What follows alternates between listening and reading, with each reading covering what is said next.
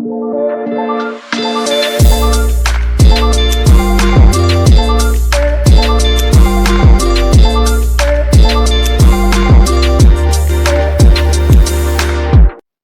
back to yet another episode of Unmasking Me. I am your host, Michelle, and today we're going to dive deep in one of the most powerful but somewhat challenging journeys one can decide to take: embodying our authentic self. It is something that sounds very simple but can be quite a journey. When I think about authenticity, I think about being genuine, showing up as you are, who you are, honoring your truth, even when it's uncomfortable for people and sometimes for you. I have had my own shares when I was authentic, when I expressed myself honestly, but the response was very unexpected and shocking. That moment made me think about the balance between honesty and how others might perceive us. In today's in today's episode, we'll talk about why it can be hard to be authentic, especially in a world where expectations, social norms, and judgment surround us. We are going to explore how to stay true to ourselves, and I'll be sharing some reflective questions. So if you have a notebook by your side, that's good. You can write those questions down, or you can just jump into your note app and follow through. These questions are going to help you look within and think about your own experiences. Being authentic is just aligning your actions, your words, and decisions with your values and true self. It simply means letting go of the masks we often wear and show up fully with flaws and all, because at the end of the day, we are imperfect human beings. But we tend to confuse authenticity and being rude. Authenticity isn't just about being blunt or unfiltered. It's about a deeper honesty with yourself. It begins with yourself, understanding your own motivations, values, and fears. It's the kind of honesty that takes introspection. You might ask yourself, what really drives me? Or am I acting out of fear? Or you can even ask yourself, am I acting from a place of love and integrity? Yeah? So these questions are just not always easy to answer, and they require us to be brave enough to face some parts of ourselves that we sometimes want to ignore. So I want you to ask yourself this: what does being authentic mean to you personally? Is it about speaking your truth, staying connected to your values, or something else? Write that down and read it for yourself.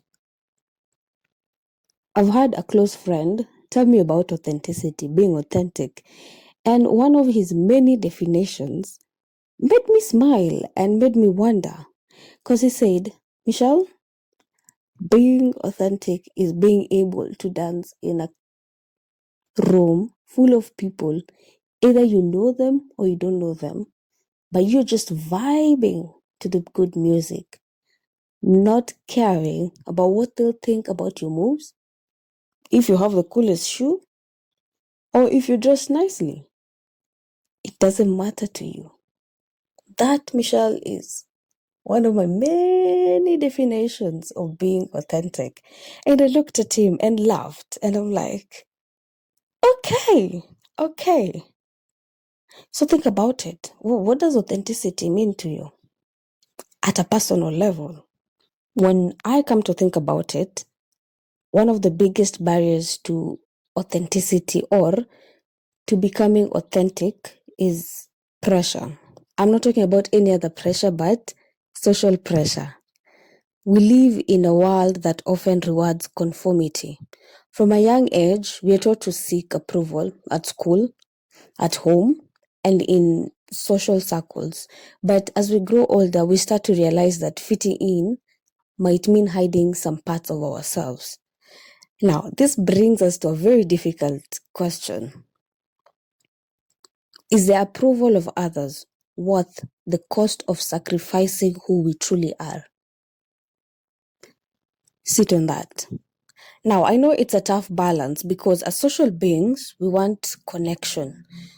But true connection requires us to be genuine. Otherwise, we're just connecting mask to mask. Imagine how freeing it could feel to show up with no mask, to simply be who you are without worrying if it's good enough for anyone else. Just imagine that. Now, think of a recent situation where you choose to fit in rather than stand out. What will it have looked like if you had to stay true to yourself instead? The truth is, part of being authentic is learning how to set boundaries, especially when others expect us to be a certain way or behave a certain way. Some people have built an idea of us that when we break that breach, they get defensive because we have decided to have boundaries. For many of us, boundaries are uncomfortable because we've been conditioned to think that saying no or defining your limits makes us selfish or unkind. Like the other day, I was called rude because I spoke a factual fact. And this person told me I would have said it in a very friendly way. And I simply told her, you are used to people sugarcoating things, but I do not sugarcoat things, especially if I am defining my limits. Boundaries are essential for honoring who you are, what you are, your values. They're not about keeping people out. They're about keeping you in alignment with yourself. When you set a boundary, you're simply saying, this is where I draw the line to protect my peace and my values. You are saying, I respect myself enough to stand by what I believe. It is that simple. People who respect you will respect your boundaries, by the way. And those who don't, they might fall away. And that's okay. It's natural part of living authentically. Very demure, very mindful, very authentic. So I want you to ask yourself this. Where in your life do you feel drained or taken advantage of? Is there a boundary you need to set to protect your own energy? And if so, you know what to do. This is a journey that you've said takes one to embrace themselves. When you show up as your authentic self, there will be times when people react differently. They may be uncomfortable, or they might even lash out at you. And it's very tempting to fall back into old patterns. That's apologizing, minimizing, or even hiding the parts of yourself to keep the peace around. I want you to keep this in mind. The others' reactions or people's reactions are often more about their own struggles than it is about you.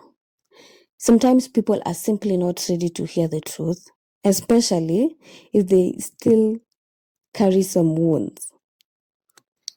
When you are faced with this negative reaction, you should just sit down and reflect. Am I standing in my truth respectfully and compassionately? If the answer is yes, then remind yourself that their discomfort is not yours to fix. You can care, but you can't carry. Being our true selves requires one to be self-acceptance. We have to accept our imperfections, our mistakes, and even our ugly sides. This is hard because many of us strive for perfectionism, thinking that if we are flawless, we'll finally be accepted, but that is not what happens. Perfection is just another mask. Real authenticity is very messy, imperfect, and full of growth. We are human beings. That's why we evolve. That's why we grow. When you let go of the need to be perfect, you allow yourself to be human. You give yourself permission to try, to fail, and to learn. How sweet can that be? Self acceptance just means embracing the parts of you that you might wish were very different and doing so with compassion. Just embrace it. Love that moment. So, this makes me ask you, what part of yourself do you judge mostly harshly? And how would your life feel different if you accepted that part of yourself as worthy and as whole? Like I said, this is a journey we ought to embrace, and living authentically is a constant practice. K is for constant. You don't wake up one day and suddenly have it all figured out with a snap. No. Instead, it's a commitment to showing up each day with honesty and courage. It could mean small acts like speaking up when you'd usually stay silent, or bigger actions like pursuing a passion that's true to you. You know, you're the one who knows yourself better. So start each day by checking in with yourself. What feels true to you today? Give yourself permission to answer honestly without fear or without shame.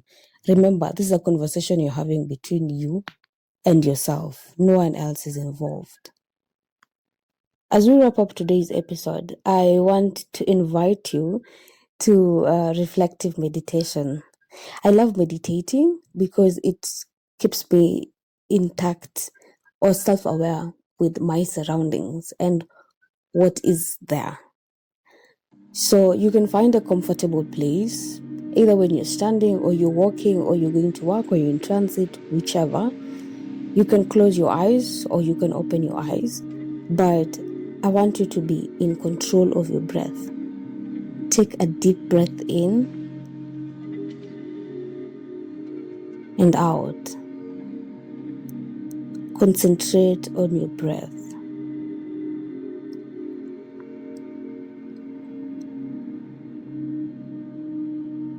Imagine a golden light in the center of your chest. This light represents your authentic self, your inner truth. With each breath, feel it expanding, filling your whole body with warmth.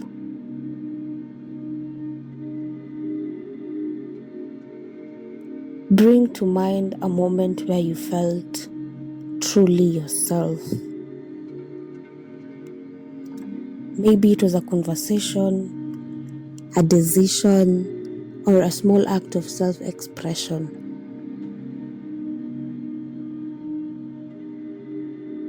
Hold on to that feeling of authenticity. Feel the freedom, the peace, the joy it brought you.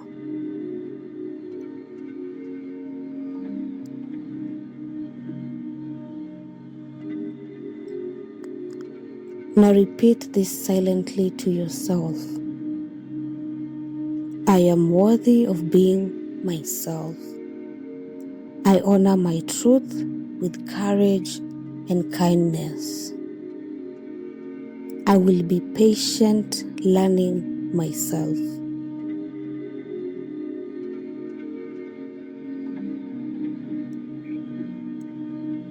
Take a few more deep breaths, anchoring this feeling of self-acceptance and authenticity.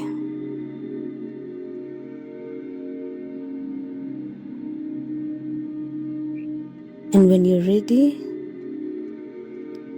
gently bring your awareness back to where you are.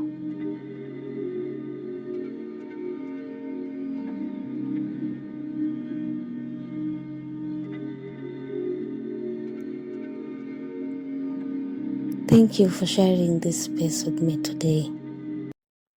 Thank you once again for joining me on today's episode. Embodying your true self is a journey, one that will bring you peace. It will bring you growth and a true connection within yourself. If today's episode resonated with you, share it with a friend or someone who might benefit from it. And don't forget to stick around for more episodes of self-discovery and inner peace. Take care, stay true, and keep unmasking. Remember to be kind and patient with yourself. Ciao.